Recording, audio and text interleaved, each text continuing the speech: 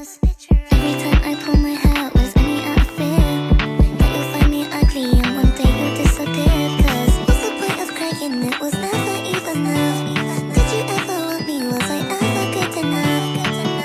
Good boys are layup. Good boys are layup. Assalamualaikum warahmatullahi wabarakatuh. Yang terhormat Ibu dosen pengampu mata kuliah Etika Profesi Hukum yang saya sebut dengan hormat Bu Dr. Haja Deden Herawati Sulaiman SHMH dan seluruh teman-teman yang saya banggakan. Puji syukur mari kita panjatkan kehadirat Allah Subhanahu wa taala karena berkat rahmat dan izinnya kita semua dapat menyelesaikan tugas hidup ini dengan segala baik. Nah, mohon izin pada kesempatan kali ini kami akan mereview hasil presentasi kami pada minggu lalu yang merupakan hasil diskusi daripada kelompok yang super kompak, yaitu kelompok perempuan. Adapun judul yang akan kami presentasikan yaitu manfaat mempelajari etika dan etika profesi hukum dalam kehidupan. Nah teman-teman, dengan mempelajari etika kita dapat menilai apakah sesuatu perbuatan yang dilakukan orang lain tersebut itu sudah benar, salah, baik, buruk, mulia, atau terhormat, dan sebagainya. Nah, tanpa berpanjang kata lagi, langsung saja saya serahkan kepada rekan saya untuk melanjutkan presentasi.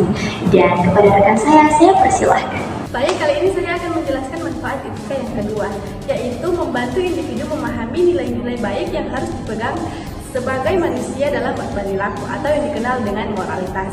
Jadi maksudnya dengan mempelajari etika ini kita bisa tahu mana yang baik dan mana yang tidak. Kita juga bisa belajar berperilaku baik, jujur, dan adil serta bertanggung jawab dalam kehidupan kita sehari-hari. Nah, selanjutnya ada manfaat mempelajari etika poin ketiga. Etika dapat memberikan kerangka berpikir rasional untuk menilai tindakan manusia secara sistematis dan objektif. Nah, etika itu memberikan kita cara berpikir yang logis dan teratur untuk menilai tindakan orang lain atau diri sendiri. Jadi, kita tidak cuma asal ngejudge, tapi bisa melihat semuanya secara sistematis dan objektif tanpa baper. Dengan etika juga, kita bisa mengambil keputusan yang adil atau setara dan untuk masuk akal dalam berbagai situasi sehari-hari.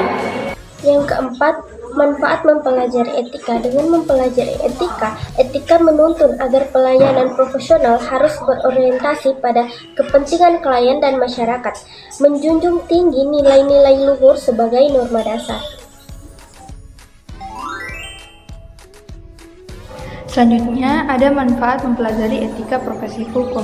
Yang pertama, sebagai pedoman perilaku bagi penegak hukum agar bertindak baik dan benar.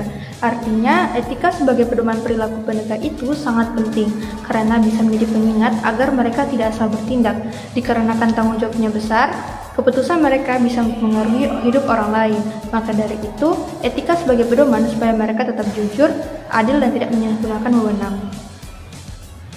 Manfaat mempelajari etika profesi hukum yang kedua itu ada menjaga integritas dan profesionalisme dalam menjalankan tugas hukum untuk menciptakan keadilan dan keseimbangan antara hak dan kewajiban. Nah, untuk menciptakan keadilan dan keseimbangan itu kita harus memiliki nilai integritas yang menjunjung tinggi nilai kejujuran dan nilai profesionalisme yang bekerja sesuai dengan kode etik aturan hukum. Nah, manfaat yang ketiga yaitu menciptakan ketertiban dalam pelaksanaan pekerjaan. Dengan adanya kode etik ini, sehingga setiap profesional dapat menjalankan tugasnya masing-masing tanpa melakukan penyimpangan. Nah, maksudnya dari penyimpangan di sini yaitu tidak menerima suap atau melakukan korupsi.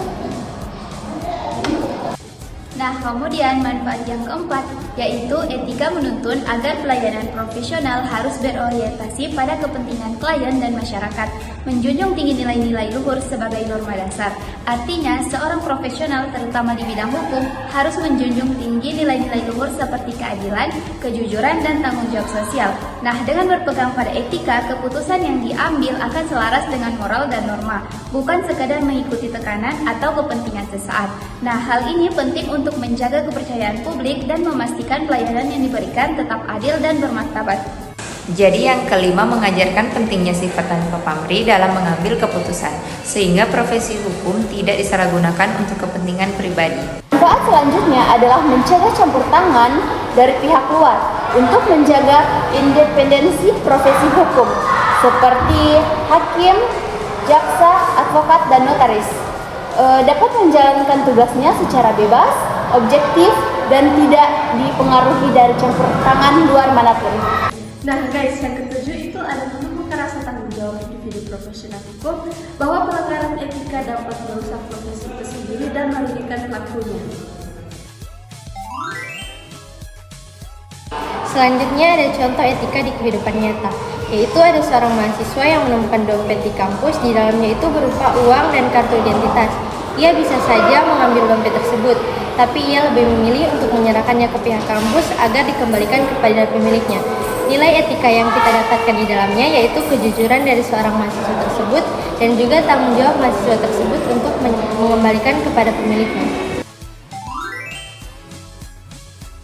Sebagai contoh, penerapan etika dalam profesi hukum adalah ada seorang jaksa ditawari suap oleh terdakwa kasus korupsi agar tuntutannya diringankan.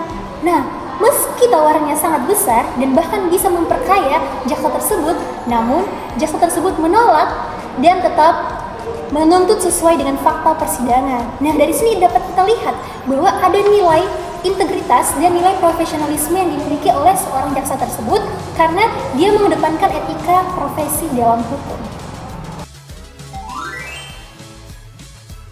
Baik, sebagai kesimpulan, mempelajari etika dapat membantu individu menilai baik buruk suatu perbuatan, memahami moralitas, dan membantu menumbuhkan sikap hidup yang bertanggung jawab sesuai dengan norma sosial.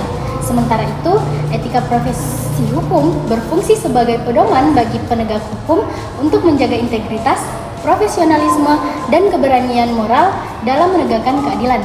Dengan demikian, etika dan etika profesi hukum sama-sama penting untuk menumbuhkan atau membentuk pribadi yang bermoral sekaligus profesional demi terciptanya masyarakat yang adil, tertib, dan bermartabat.